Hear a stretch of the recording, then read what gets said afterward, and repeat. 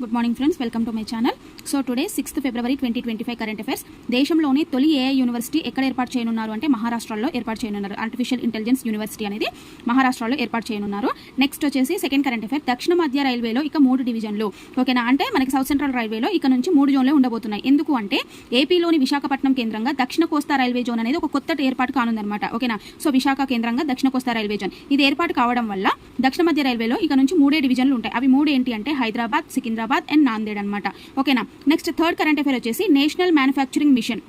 So ఈ national manufacturing machine అనేది దేనికోసం అంటే అంతర్జాతీయ అవసరాలకు అనుగుణంగా మన దేశ తయారీ రంగాన్ని అనుసంధానం చేయడం కోసం ఈ నేషనల్ మ్యానుఫ్యాక్చరింగ్ మిషన్ అనేది తీసుకొచ్చారు. సో దీనికోసం ఈ ఇయర్ బడ్జెట్లో మనకి 2250 crores అనేది బడ్జెట్లో ప్రకటించారు. ఓకేనా, 2250 కోట్లు ఈ బడ్జెట్లో ప్రకటించారనమాట. సో మరి ఈ నేషనల్ మ్యానుఫ్యాక్చరింగ్ మిషన్ ని ఎవరి ఆధ్వర్యంలో నడుస్తుంది అంటే కేంద్ర ఆర్థిక వాణిజ్య మరియు ఎంఎస్ఎంఈల మంత్రిత్వ శాఖల యొక్క సంయుక్తంగా, అంటే కేంద్ర ఆర్థిక శాఖ, కేంద్ర వాణిజ్య శాఖ అండ్ ఎంఎస్ఎంఈల శాఖలు సంయుక్తంగా ఈ నేషనల్ మ్యానుఫ్యాక్చరింగ్ మిషన్ అనేది నిర్వహిస్తారు. ఓకేనా, అది third current affair. Next fourth వచ్చేసి ఏంటి అంటే ఫిబ్రవరి 4th అనేది వరల్డ్ క్యాన్సర్ డే అనమాట. సో ఈ వరల్డ్ క్యాన్సర్ డే యొక్క థీమ్ ఏంటి అంటే ఈ ఇయర్ 2025 కి ఇచ్చినటువంటి థీమ్ ఏంటి అంటే యునైటెడ్ బై యూనిక్ అనమాట. ఇది ఈ 2025 కు ఉన్నటువంటి థీమ్ ఫర్ క్యాన్సర్. ఓకేనా, అది ఫోర్త్ కరెంట్ అఫైర్. నెక్స్ట్ వచ్చేసి మనకి ఫిఫ్త్ కరెంట్ అఫైర్ వచ్చేసి వన్ నేషన్ వన్ టైం. మనకి ఇప్పుడు ఆల్రెడీ తెలుసు ఆ దేశంలో ఒకటే టైం విధానాన్ని పాటించాలి అని చెప్పేసి కొత్త రూల్ అనేది కేంద్ర ప్రభుత్వం తీసుకొచ్చింది. మనకి ఫిబ్రవరిలో వాళ్ళు ఏంటి ప్రజల దగ్గర అందరి అభిప్రాయాలు అనేది తీసుకోబోతున్నారు. కాబట్టి వన్ నేషన్ వన్ టైం అనేది అసలు ఏంటి, దీని ప్రీవియస్ అంటే బ్యాక్గ్రౌండ్ హిస్టరీ ఏంటి అంటే మన భారతదేశానికి స్వాతంత్రం రాకముందు దేశంలో 3 టైం జోన్లు ఉండేవన్నమాట. అవి ఏంటి అంటే బాంబే, కలకత్తా, మద్రాస్. అవి ఎప్పుడు బిఫోర్ ఇండిపెండెన్స్.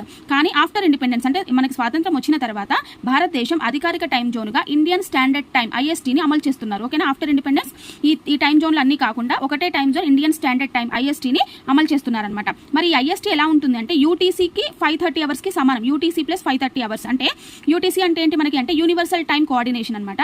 ఈ యూనివర్సల్ టైం కోఆర్డినేషన్ కంటే కూడా 5.5 గంటల ముందే మన IST అనేది ఉంటుందన్నమాట. ఓకేనా, ఈ స్టాండర్డ్ టైం అనేది ఉంటుంది.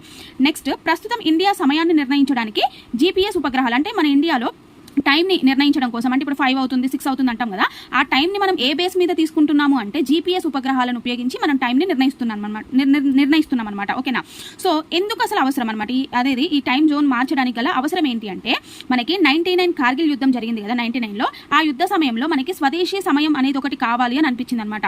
అంటే విదేశీ ఉపగ్రహాల నుండి వచ్చే సమయం మీద మనం ఆధారపడడం వల్ల శత్రు స్థానాలను ఖచ్చితంగా లక్ష్యం చేసుకునే సామర్థ్యంపై విదేశీ సమయం యొక్క ప్రభావం పడుతుందన్నమాట. అంటే సో మనం విదేశీ ఉపగ్రహాల మీద ఆధారపడడం వల్ల మనం శత్రువులని లక్ష్యం చేసుకోవడానికి మనకి డిలే అవుతుందన్నమాట. అందుకని మనకంటూ ఒక టైం వ్యవస్థ ఉండాలి అని చెప్పేసి స్వదేశీ సమయ వ్యవస్థ అవసరము అని చెప్పేసి అనుకోవడం జరిగింది. So one nation one time విధానంలో సమయ ఖచ్చితత్వాన్ని నిర్ధారించడం కోసం దేన్ని ఉపయోగిస్తున్నారు అంటే అధునాతన అణుగడియారాలను ఉపయోగిస్తున్నారు అనమాట. ఓకేనా, అంటే ఎగ్జాక్ట్ టైంని నిర్ధారించడం కోసం అధునాతన అణుగడియారాన్ని ఉపయోగిస్తున్నారు. ఈ విధానంలో GPS ఆధారిత సమయాన్ని వినియోగించకుండా ఖచ్చితమైన సమయాన్ని చూపే స్వదేశీ NVIC. ఓకేనా, అంటే ఇప్పుడు మనం ఈ GPS ఆధారిత టైంని మనం తీసుకోకుండా ఉండడం కోసం స్వదేశీగా అంటే మన దేశంలో తయారైనటువంటి NVIC అంటే నావిగేషన్ విత్ ఇండియన్ కాన్స్టలేషన్ ని ఉపయోగిస్తున్నారు. అంటే ఈ టెక్నాలజీని అధునాతన అణుగడియారంలో ఉపయోగించి ఖచ్చితమైన సమయాన్ని నిర్ధారించబోతున్నారనమాట. సో ఇది భారతదేశ మరియు పరిసర ప్రాంతాల్లో, అంటే ఇండియాలోనే కాకుండా ఇండియా చుట్టూ ఉన్నటువంటి ప్రాంతాల్లో స్థానం, ఓకేనా, ప్లేస్ ని, సమయం, టైంని, ఈ టైం సేవల్ని అందిస్తుంది అనమాట. ఇది NVIC అనేది స్థాన సేవల్ని, సమయ సేవల్ని అందిస్తుంది. ఓకే, సో ఈ అణుగడియారం అనేది cesium-133 మూలకం లేక రుబీడియం-87 మూలకం పరమాణుల యొక్క నిర్దిష్ట ప్రతిధ్వని పౌనపున్యాలను ఉపయోగించడం ద్వారా అత్యంత ఖచ్చితమైన సమయాన్ని నిర్ణయించవచ్చు. ఎందుకంటే దీనికి ఉపయోగించేది ఏంటి అంటే cesium-133, రుబీడియం-87 వీటి ప్రతిధ్వని పౌనపున్యాలను ఉపయోగించడం వల్ల అత్యంత ఖచ్చితమైన సమయాన్ని మనం నిర్ణయించవచ్చు అనమాట. ఈ అణుగడియారం అనేది ప్రతి 100 మిలియన్ల సంవత్సరానికి 1 సెకండ్ మాత్రమే కోల్పోతాయి. ఓకేనా, అంటే 100 మిలియన్ సంవత్సరాలు అయిన తర్వాత 1 సెకండ్ అనేది లాస్ అవుతుంది అనమాట. ఓకేనా, అది నెక్స్ట్ కరెంట్ అఫైర్ వచ్చేసి భారత్ మాల్దీవుల సైనిక విన్యాసాలు. మనం చెప్పాం సైనిక విన్యాసాల గురించి నేను షార్ట్ లో కూడా ఒకటి పెట్టాను. ఒక్కొక్క దేశంతో సైనిక విన్యాసాల పేర్లు ఉంటాయి. ఓకేనా, ఇక్కడ భారత్ మాల్దీవుల సైనిక విన్యాసాల పేరును ఏమంటారంటే ఎక్కువేరుని అంటారనమాట. అయితే ఇది ఇప్పుడు ఎందుకు వార్తల్లో ఉందంటే భారత్ మాల్దీవుల సైనిక విన్యాసాలైన ఎక్కువేరిన్ 13వ ఎడిషన్ అనేది మనకి ఫిబ్రవరి 2 నుంచి ఫిబ్రవరి 15 వరకు ఎక్కడ జరగబోతున్నాయి అంటే మాల్దీవుల్లోని మాఫిలావుషిలోని Maldives national defence force. Okay, Maldives national defence ఫోర్లో అఫీషియల్ కాంపోజిట్ ట్రైనింగ్ సెంటర్లో ప్రారంభం కానున్నాయి. ఎప్పుడు ప్రారంభమయ్యాయి అంటే ఫిబ్రవరి 2 ప్రారంభమయ్యాయి, ఫిబ్రవరి 15 వరకు. ఎక్కడ అనేది కూడా ఇంపార్టెంట్, మాల్దీవుల్లోని మాఫిలాపుషాలోని Maldive national defence academy force official composite training సెంటర్లో ప్రారంభమయ్యాయి అనమాట.